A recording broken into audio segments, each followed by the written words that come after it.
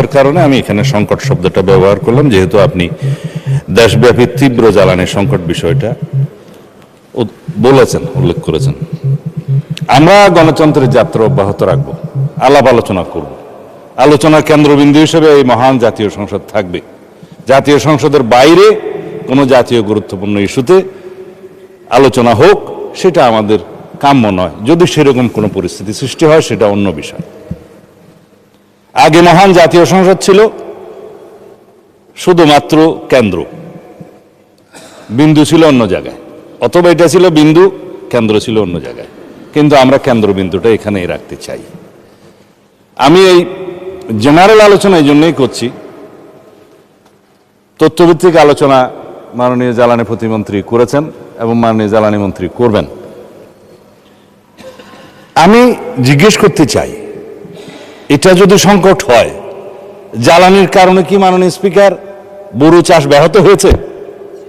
14 April পার হয়ে যাওয়ার পরে মাননীয় প্রধানমন্ত্রীর নির্দেশনায় তারপরে সহনীয় মাত্রায় জ্বালানির মূল্য বৃদ্ধি করা হয়েছে, আন্তর্জাতিক বাজারের সাথে কিছুটা সামঞ্জস্য রেখে। আমাদের অর্থনীতি যেহেতু একটা সার্টেন মাত্রা পর্যন্ত সহ্য করতে পারে, সেই রেঞ্জের মধ্যে নিয়ে এসছে এবং জনগণের যাতে দুর্ভোগ সৃষ্টি না হয়, জাতীয় জীবনে যাতে আমরা সংকটে না পড়ি, সেই জন্য একটা চেক অ্যান্ড ব্যালেন্স হিসাবে এই জ্বালানি তেলের মূল্য বৃদ্ধি করা হয়েছে। কোথাও 15 টাকা, কোথাও 20 টাকা, কোথাও 25 টাকা। পার্শ্ববর্তী দেশসহ পৃথিবীর বিভিন্ন দেশে কোথাও 50%, কোথাও 100% জ্বালানি তেলের এবং অন্যান্য জ্বালানির মূল্য বৃদ্ধি করা হয়েছে, ইনক্লুডিং ইউনাইটেড স্টেটস। এখন আমাদের প্রশ্ন হলো, কোনো মিল ইন্ডাস্ট্রি বন্ধ হয়েছে কিনা যদি সংকট হয়? কোনো কলকারখানা, চাষাবাদ, বোরো চাষ, স্কুল কলেজ, ব্যবসা বাণিজ্য সবকিছুই স্বাভাবিক চলছে, তাহলে সংকটটা কোথায়? হ্যাঁ, যে সমস্ত বিষয়ে প্রশ্ন উত্থাপিত হয়েছে, কোথাও কালোবাজারি হচ্ছে, কোথাও মজুদ হচ্ছে, কোথাও ধরা পড়ছে, কোথাও পাচার করার বিষয়ে কথা উঠেছে। হ্যাঁ, স্বরাষ্ট্র মন্ত্রণালয়কে অনেকে অঙ্গুলি নির্দেশ করেছে, কি করছে? এগুলো যে ফাইন্ড আউট করলো, এগুলো তো স্বরাষ্ট্র মন্ত্রণালয়ই করেছে। এটা র্যাব করুক, পুলিশ করুক, অন্য বাহিনী করুক, বিজিবি করুক, স্বরাষ্ট্র মন্ত্রণালয়ই তো করেছে। পুলিশের কাজ তো আর জ্বালানি মন্ত্রণালয় করতে পারে না। কিন্তু যেখান থেকে এগুলো উদ্ধার করা হয়েছে, এ সমস্ত মজুদকারী বা কালোবাজারি অথবা অনলাইনে তেল কালোবাজারের যে চক্র, এ বিষয়ে যদি কথা বলতে চাই, একটা ভালো অ্যাটমসফিয়ার বজায় রাখার জন্য আমরা কেউ কোনো রাজনৈতিক দলের কথা বলবো না। কারণ কালোবাজারির পরিচয় কালোবাজারি, দুষ্কৃতিকারীর পরিচয় দুষ্কৃতিকারী। যদি অতীতের মতো আমরা আগের কালচারে ফেরত যাই, যে আপনার রাজনৈতিক দলের এই কর্মী করেছে, বিরোধী দলের এটা করেছে, অমুক এটা করেছে, সেই কালচার তো আমি যেতে চাই না মাননীয় স্পিকার। সুতরাং আমরা এখানে দোষারোপের কোনো রাজনীতি দেখছি না। ধন্যবাদ জানাই মাননীয় বিরোধী দলের নেতাকে যে আপনি আলাপ আলোচনা করতে চেয়েছেন, সরকারি দল বিরোধী দল মিলে যদি কোনো রকমের সংকট হয়, এবং সেই ক্ষেত্রে জাতীয় ভিত্তিতে, জাতীয় ইস্যুতে সবসময় আমরা এক থাকব। যেমনভাবে আমরা এক থেকেছি বিগত ফ্যাসিবাদী স্বৈরাচারী বিরোধী যে আন্দোলন, সেই আন্দোলনে যে জাতীয় ঐক্য আমাদের মধ্যে গঠিত হয়েছে, সৃষ্টি হয়েছে, সেই ঐক্যটাকেই শক্তিতে রূপান্তরিত করে আমরা এই নেশনকে এগিয়ে নিয়ে যাব, জাতিকে এগিয়ে নিয়ে যাব। সেখানে আমরা একমত।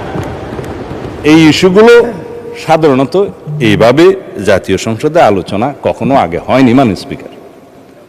আমার অন্তত সংসদীয় রাজনীতি ইতিহাস আমি দেখেছি, বিগত দিনে কোনো সেশনে একটা বা দুইটার বেশি মুলতবি প্রস্তাব আলোচনা হয়নি।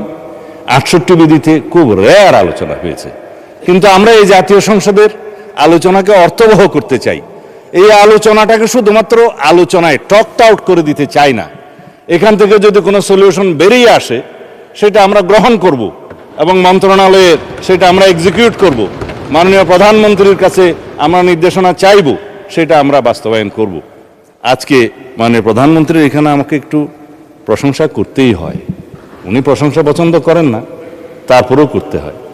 তিনি যদি দিক নির্দেশনা না দিতেন, আইন শৃঙ্খলা বাহিনী সহ এবং স্থানীয় পর্যায়ের, জেলা পর্যায়ের ডিসি, এসপি এবং যারা পেট্রোলিয়াম সেক্টরে কাজ করে তারা সহ যদি মাঠ পর্যায়ে সবাই তদারকি না করত তাহলে বড় ধরনের বিশৃঙ্খলা হতে পারত। প্রত্যেকটা পেট্রোল পাম্পে, প্রত্যেকটা ডিপোতে ডেইলি ভিত্তিতে রুটিন করে সেখানে তদারকি করা হয়েছে, সেখানে সমস্ত ডাটা সংরক্ষণ করা হয়েছে এবং সকাল বিকাল সেখানে মনিটরিং করা হয়েছে কোনো রকম অনিয়ম হচ্ছে কিনা। তারপরেও কিছু কিছু অনিয়ম হয়েছে, কারণ যেখানে দ্রব্যমূল্য কম থাকে সেই দ্রব্যটা মজুত করার, পাচার করার এবং অপচয় করার একটা প্রবণতা এটা হিউম্যান বিইং এর মধ্যে থাকে। এবং যেগুলো বর্ডার লাইন এরিয়া, ওখানে আপনি দেখবেন একটা ডিম মানে আন্ডাও এই পার থেকে ওপারে যায়। সেটা আমার চাকরি জীবনের অভিজ্ঞতা।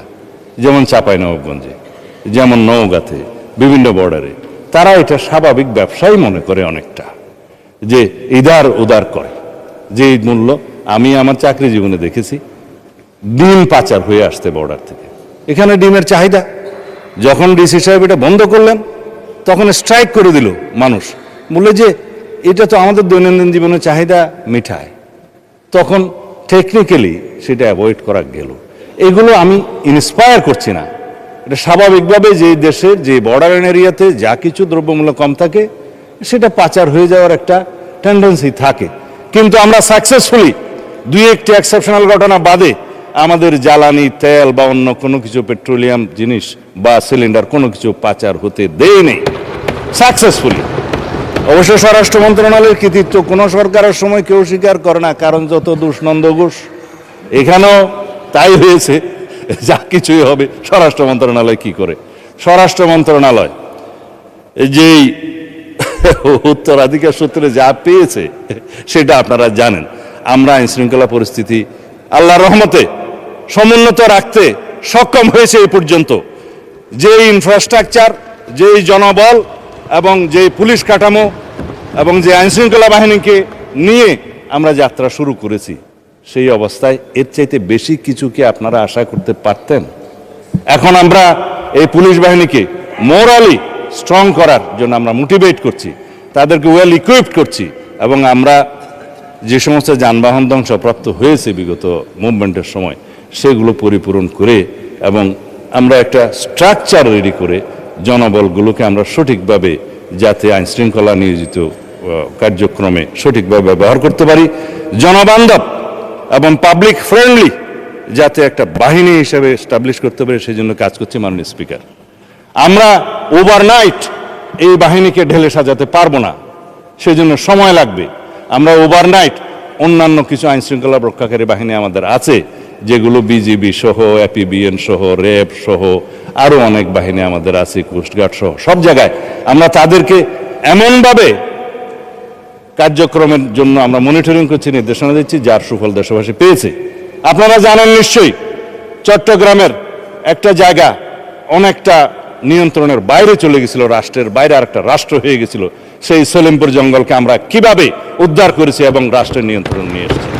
যেখানে র্যাবের অফিসাররা দিনের বেলায় যেতে সাহস করতো না, তাদেরকে হত্যা করা হয়েছে, সেই রকম অঞ্চলকেও আমরা আইন শৃঙ্খলা নিয়ন্ত্রণকারী বাহিনীর কাছে নিয়ে এসেছি। সুশৃঙ্খলভাবে আমরা এখন পরিচালিত করছি। সমস্ত যেগুলো দাগি আসামি সহ আর্মস ক্যাডার যে সমস্ত চট্টগ্রাম এলাকায় ছিল, আপনারা দেখেছেন নিউজ পেপারে, তাদের উপরে আমরা কিভাবে অ্যাকশন নিচ্ছি সব কিছু এখানে বলা যায় না তদন্তের স্বার্থে।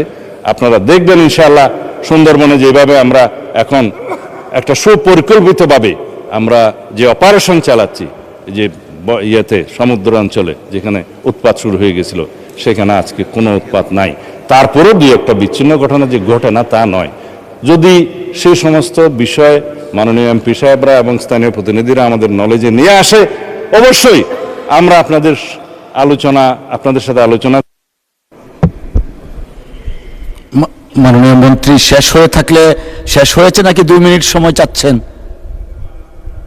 না, যদি আপনার বক্তব্য ধারাবাহিকতা 2 মিনিটের মধ্যে শেষ করেন তাহলে দয়া করে 2 মিনিটস প্লিজ। জি মাননীয় স্পিকার, আর কি বলবো। সুন্দরবন থেকে সলিমপুর জঙ্গল, বর্ডার এরিয়া থেকে সমস্ত জায়গায়, ঢাকার কেন্দ্র থেকে সমস্ত এলাকায়, পেরিফেরি থেকে সেন্টার পর্যন্ত ইনশাআল্লাহ আগামী দিনে আইন শৃঙ্খলা রক্ষা বাহিনীকে আমরা এমনভাবে কর্মকাণ্ডে নিয়োজিত করব আপনাদের সহযোগিতায়। ইনশাআল্লাহ বাংলাদেশে